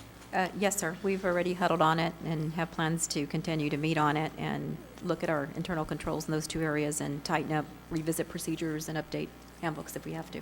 Okay. Overall, I felt felt very comfortable with the audit, very comfortable with the controls that the district does have. The results of the audit are put the district in a good, a healthy position, and I would like to thank the staff for assistance in conducting of the audit. This is not anything that can be done in just one part. It takes a collaboration, and the district has really good staff in place, and they really make the process much smoother. And they do, I do want to, express my thanks to them for assistance in this process. Thank you. Thank you. How many years have you been with us, Mr. Garza? I think this is six continuous, and I think there was 2 prior to that. Okay. Thank you. Thank you for your work and for checking us out. good report. And Thank you. Andres, good job. Any questions before we move on? Not necessarily questions, but I have a few comments. First of all, I know that it takes a lot of work and you spend a lot of late nights trying to figure this out and do a good job. So thank you to the accounting staff for providing you all the information that you need in order to get this done. There are a couple of things that have come up over this last year that I just wanted to make a note of. You know, part of the audit procedure is that they sample, they test, they just take a few bits and pieces of the overall work of the district. And I think we encountered this year that there were some shortfalls with respect to following policy. And I would just encourage you, Dr. Canales, to make sure that, you know, at the campus level and at your executive staff meetings that you encourage your staff to follow those purchasing guidelines and procedures, because I think it protects all of us, not just them, but also the board. We have a responsibility to protect taxpayer money. And we had a few examples this last year that we had to discuss in executive session where we found that we weren't in compliance. So I would encourage you to do that. The other thing that's a little bit of, not necessarily discouraging, but just simply a concern that I want to address is, you know, in the function code, or not function code, but it is function code 11, right? Instruction. We saved $5,088,000. We had, you know, budgeted $89 million. We spent $84 million, so we saved $5 million. And I'm all for saving money. But when it relates to instruction, we shouldn't shortfall. We shouldn't shortchange what the staff needs. If there are things that we budgeted because we anticipated that there was a need for it, before we start saving money, I would encourage you to make sure that if it's needed, we get it. You know, if this was because we saved some money through attrition, we didn't have the student population that we thought, I can understand that. But if it means that we didn't buy something that we needed in the classroom, then that's not a good thing. So I would encourage you, because variances, whether they're good or whether they're bad, are still variances, and they still mean that you have some institutional loss of efficiencies and economies of scale. So I would encourage you to go back and look at where you have significant variances and make sure that your budget truly reflects the needs of the district, because if not, I can assure you that these guys up here will have plenty of other needs, and I'm sure that there are other facility requirements that we really have. When we're talking about this $14–15 million of needs, you know, we went out for a bond of over $100 million, and we can account for 14 to 17 million. So whatever money we can save to allocate for those needs, we've already identified that they're there. So let's do that. So that $5 million variance is kind of alarming, especially when we went through the whole process of creating budget amendments to increase it and then not use it. So I just want to encourage you to look at those variances, because good variances are still something of concern. And that's it. Thank you. Thank you again, Mr. Garza. Appreciate it. Thank you, Mr. Fuentes. One thing, Andres, that I do, this report shows that we got federal grant money of 29 million. Could you follow up on that if we're in line with what districts our size are receiving? And if not, why not? And if we are, could you put it in the update that we are in line with the neighboring districts in regards to federal grants and monies that we're receiving? Yeah, I will prepare an update. Okay. Okay. I'll make the motion to approve the annual financial compliance audit report. Second. We have a motion by Dr. Rivera and a second by Andrew Gonzalez to approve the annual financial and compliance audit report for the fiscal year ending August 31st, 2016. Any discussion? Two real quick. I'm concerned, Dr. Canales, Mr. Sanchez, on the student activity funds and the district cash receipts. On the audit you did on the activity funds, where it's stated that some of the deposits that went to the bank, cash deposits, were not with security escort. So if you all can address these two findings, also on the district receipts, that they're deposited in a timely manner. Yes, sir. Yes. Yeah. Okay, Dr. Canales will check into that. Anything else? Okay, all those in favor signify so by saying aye. Aye. Opposed, say no. Motion carries. Item number 24. Thank you, Mr. Garza. Good Thank job, you. Mr. Garza. Thank you, Mr. Andres, good Garza. job, both of you. Good job. Item number 24, discussion and possible action for the board to consider approval of, 1, substantial completion and/or number 2, change orders, number 1 and number 2 of the gutter and drainage improvements project of the Weslaco East High School cafeteria and gymnasium. Dr. Canales. Okay, it's Mr. Sanchez's board agenda item as well. Yes, Mr. Lopez, Dr. Canales, members of the board.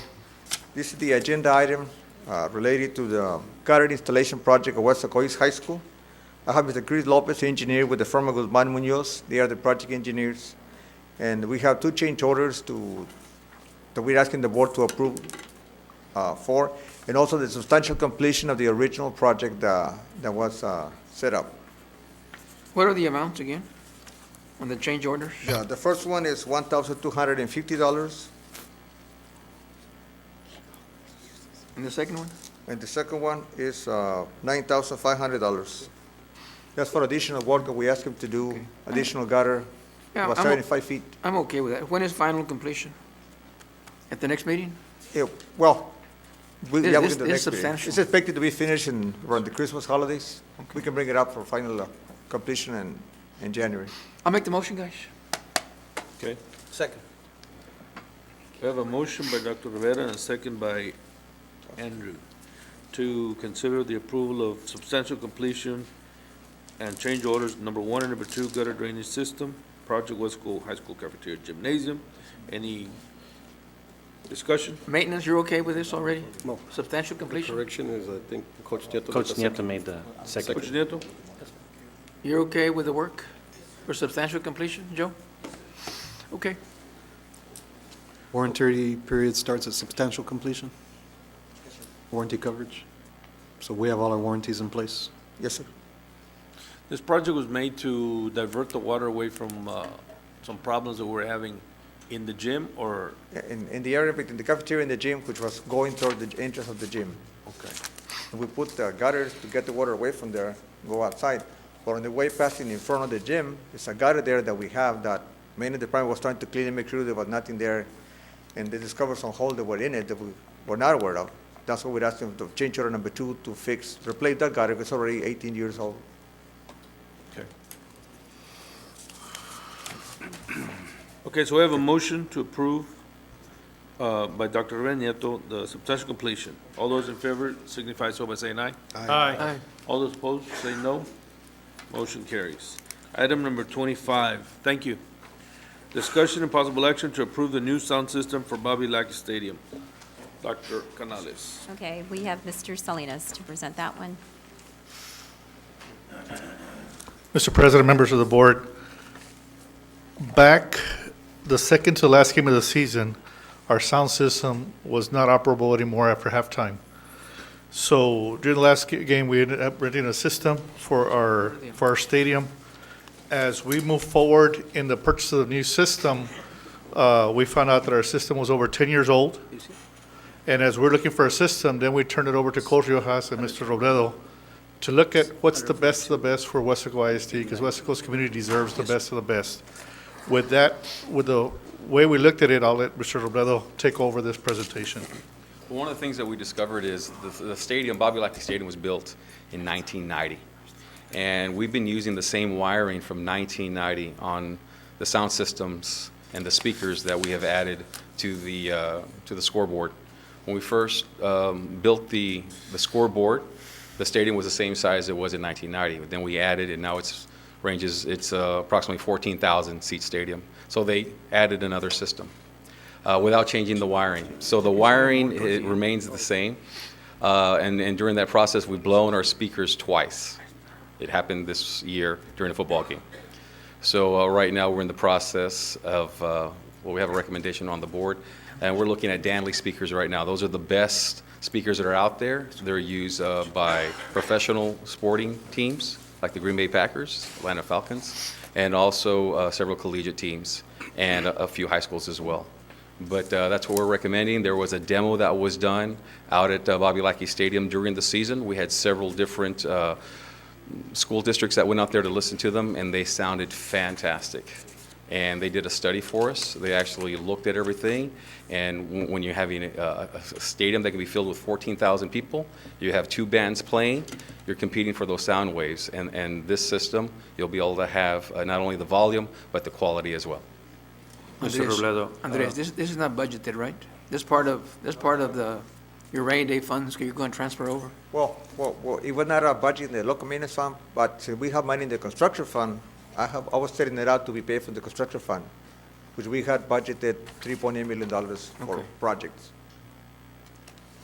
We'll still be okay after we spend this in the construction fund? Yes, it's already accounted for in the information I provided the board. It's So already moved. listed, yes. So move to approve it. Second. Okay, a motion by Mr. Nieto and second by Dr. Rivera to approve the new sound system for Bobby Lackey Stadium. Any discussion? Yeah, Carlos, Yes. Javier, Mr. Salinas. Waterproofing. I Yeah, know a water. couple of years back, Elsa invested in the best of the best back in the time, but they weren't waterproof. And so hence they had to move forward, but Correct.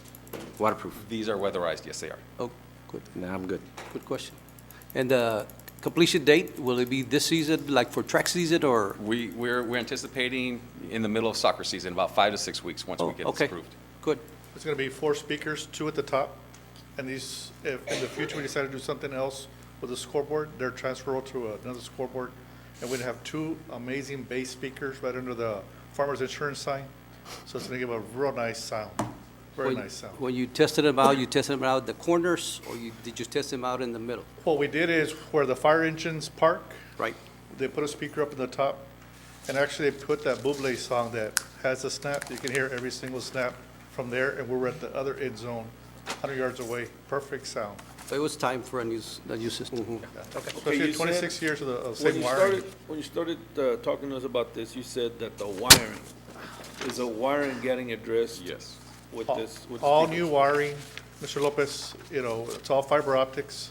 Okay. We want to work everything in conjunction, hopefully with a future expense of the turf. That way we can have everything done at the same time. This is something that's going to be exciting for Weslaco ISD and our stadium. What caused the old speakers to blow? Age, 10 years. they've just been there, everything, after being out there for 10 years, it just takes its toll. Oh, okay. Wasn't like on a particularly exciting touchdown yell or anything like that? Maybe. Actually, we lost it during the graduations for Weslaco East last Right. year. It's the second time it's happened. Yeah, they had to have an intervention during that time. I don't think it happened then. Yeah? Yeah. Well, I don't remember. I It see did happen somebody in the during audience, graduation. maybe no, it did not, so Yes. we'll give them that. The fact of the matter remains that we need new speakers, and we're gonna take action on that right now. Okay, so we have a motion again by Mr. Nieto and a second by Dr. Rivera to approve the new sound system for Bobby Lackey Stadium. All those in favor signify so by saying aye. Aye. Aye. And opposed, say no. Motion passes. Before we move on, I have 2 small items that I'd like to address. And I'll start by giving this opportunity to Mr. Fuentes to say a few words in regards to his leaving us. Yeah, thank you. I know that you spent some time recognizing me a little earlier, but at the time my family wasn't here, so since then they've walked in. So I'd like to introduce my pride and joy, which is my wife and children, including my adopted son, Michael. So my wife, Yvonne, she's holding Michaela, my adopted son, Michael Martin, and Megan and Michael, you guys can wave. It's sometimes being a board member isn't easy, but being the family of a board member is worse. So thank you for your sacrifice and allowing me to do this. And then obviously, Mom and Dad, thank you for instilling all the values and all my belief, my whole belief system, the foundation that I have as a human being. Thank you for always being there and supporting me. I love you guys very much, and thank you for coming tonight and being a part of this evening. So thank you guys for everything you guys have done for me. Thank you.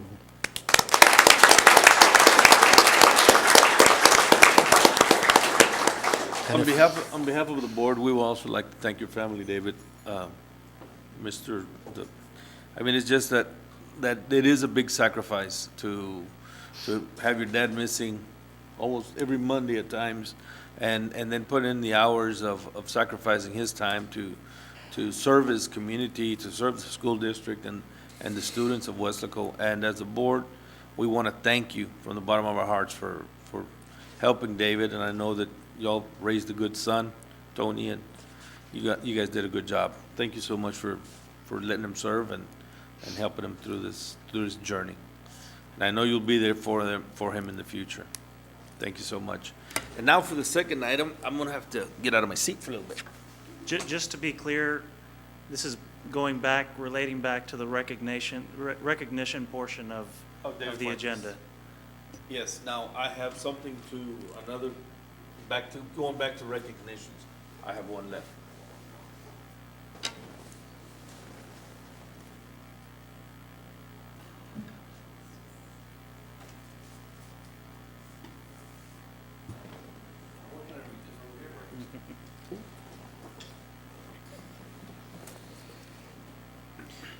Dr. Leo? Could you join me up here, please?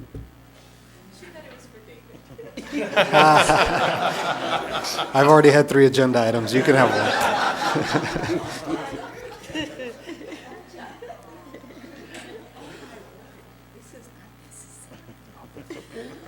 But it is necessary. We have a small token of our appreciation, Dr. Leo, and I'll read it. In appreciation for your dedication to Weslaco ISD, your calm fortitude and integrity led our students and employees through a difficult period, and our district is better for it. Our gratitude cannot be measured, and your guidance will never be forgotten. Thank you from all of us. Thank you from the board and from everybody here. Thank you so much.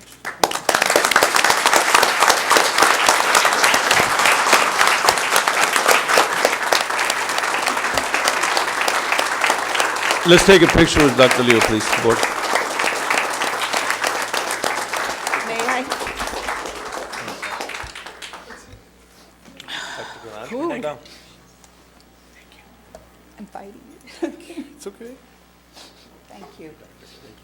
Yeah, this way works better. That way everybody's with us in the picture. Come on. Come on, Before the picture, I have to say that I thank the community of Weslaco, and it is I who have gained more through this experience. I thank God for the grace to have stepped in and stepped into a district that was already great. We didn't make Weslaco great again. We are, in fact, enhancing more its attributes and the services that it provides the school children of this community. And I have the board to thank for this opportunity to have stepped in this way. Weslaco has gained a tremendous part of my heart. I'm not ever going to leave this district, whether I'm physically here or not. Thank you for this opportunity. Thank you all. Oh, it's over here?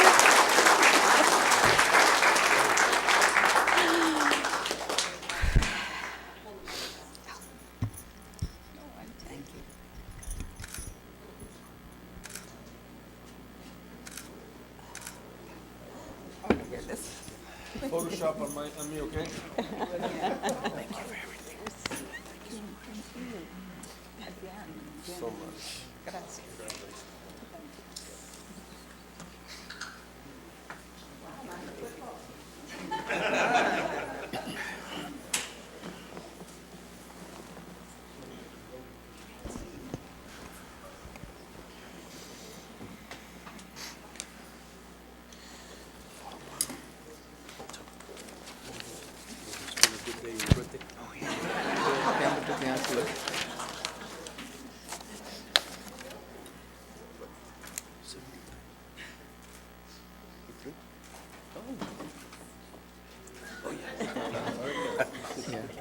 Yeah, that's right. Yeah, Mary. Yes.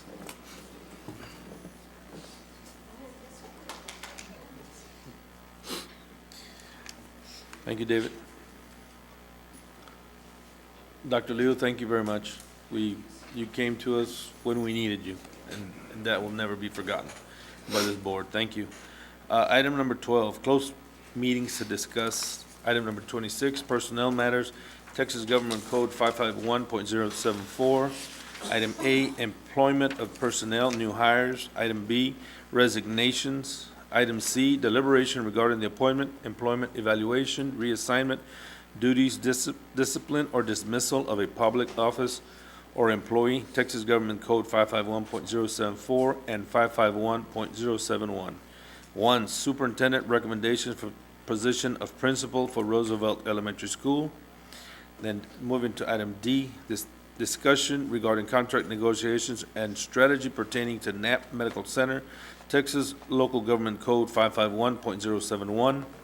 E, consultation with legal counsel regarding cause number CL 16-1811-F, Rafael M. Caballero versus Weslaco Independent School District in the County Court of Law Number 6 of Hidalgo County, Texas. Item F, consultation with legal counsel regarding cause number CL 16-2303-E, Alejandra Aguilar versus Weslaco Independent School District in the County Court of Law Number 5 of Hidalgo County, Texas. At this time, 7:49, we are going into closed session.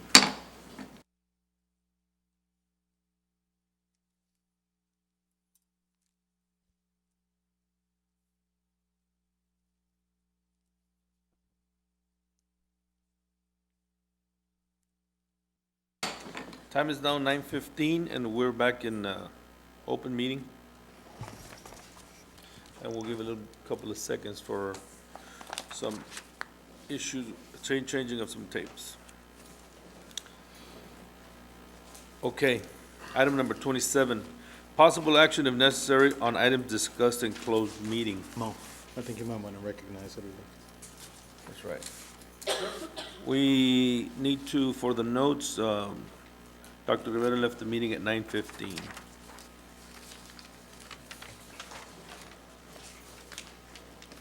Okay, item 26, personnel matters. Texas Government Code 551.074, A, employment of personnel, new hires. Dr. Canales. Okay, so the board approved the recommendations of administration for hire. We're about to. I think Oh, sorry, excuse me. procedurally, it's the superintendent making the Oh, recommendations. that were recommend presented. that the board approve There you go. the recommendations made by administration That's correct. In the closed meeting. in the closed meeting. Got it. I'll move to approve. I'll second. We have a motion by David and a second by Oscar Caballero. Any discussion? There being none, all of those in favor signify so by saying aye. Aye. Opposed, say no. I abstain. Okay. Motion carries. Item B, resignations. Dr. Canales. Doctor? Yes. Same thing, right? Yes. Recommend that from administration that a board approve the resignations discussed in closed session. So move. Second. We have a motion by Isidoro and a second by Andrew to approve the resignations as presented by our superintendent, Dr. Canales. All those in favor signify by saying aye. Aye. Aye. Opposed, say no. Motion carries. Item C, deliberation regarding the appointment, employment evaluation, resignation, duties, reassignment, duties, discipline, or dismissal of a public officer or employee, Texas Government Code 551.074 and 551.071. Is that a non-action item? That particular one is a non-action item, but number 1 is an action item. Okay, item number 1, superintendent's recommendation for the position of principal for Roosevelt Elementary School. Dr. Canales. Okay, recommend that the board approve the position for the principal of Roosevelt Elementary School. Ms. Jennifer Luna. So move. Second. Okay, we have a motion to approve Jennifer Luna as principal for Roosevelt Elementary, and David Fuentes, and was that Andrew? Yes, sir. No, it was Nieto. Oh. Isidoro? David and Isidoro Nieto made the motion. All those in favor signify by saying aye. Aye. Correction, it was Andrew second. Andrew was second. Yeah. Well, somebody said Isidoro. Yeah. I was first and he was second. Okay. All right, so, everybody say, we said, all those in favor say aye. Aye. Opposed, say no. Motion carries. Congratulations. You want to introduce? Congratulations.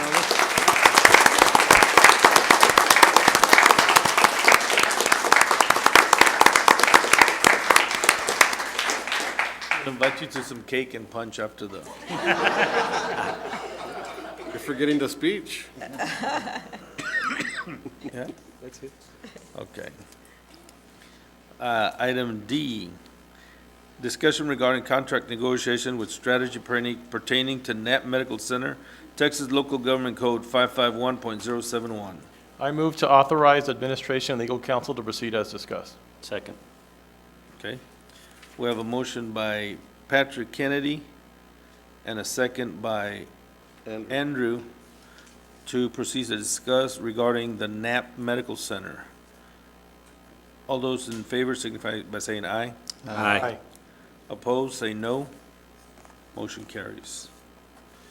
E, consultation with legal counsel regarding cause number CL 161811F, Rafael M. Caballero versus Weslaco Independent School District in the County Court of Law, number 6 of Hidalgo County, Texas.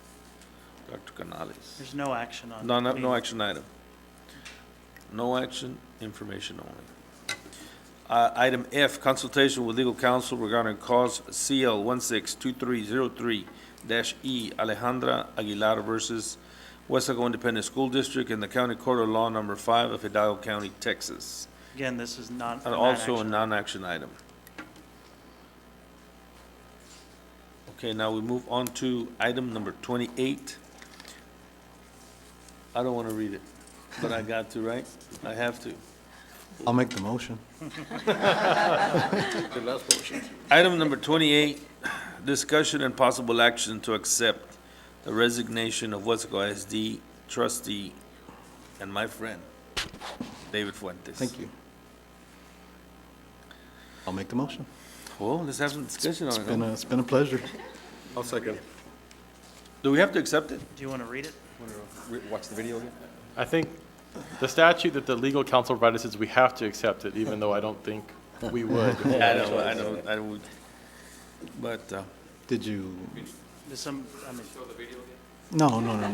Want to It's okay. No. did your parents see the video? I don't think you saw the video, did you, Tony? No. I think you should. Well, let's close the meeting, then we'll watch it. Run the video. I did provide a letter to the board and to the community, thanking them for the opportunity to serve. That's available. I don't have it here on the screen, but I just wanted to say thank you again for everything. I really appreciate all the support, and this whole experience has been fantastic for me, and I'll carry Weslaco in my heart wherever I go. And thank you very much. Thank you, David. Thank you, David.